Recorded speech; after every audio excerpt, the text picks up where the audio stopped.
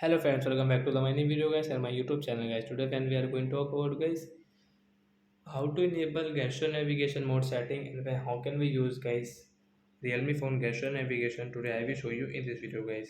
So before starting video friends, first of all go and subscribe the channel guys, click the bell icon, like the video. So friends, now let's see guys how can we enable gesture navigation mode setting and how to use in Realme phone. First of all guys, we will on our phone setting guys.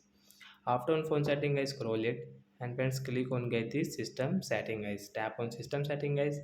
Click on guys your system navigation setting. Friends, you can see guys your button navigation setting and guys you can see your gesture navigation setting. So friends, you want to enable your gesture navigation mode setting. So guys tap on this right side guys. Tap here. Friends, you want to learn about guys how to use, so you can read from here. So you click on this cancel option and guys now I will show you, I will tell you how can we use this gesture navigation settings. So you can see it showing how to back.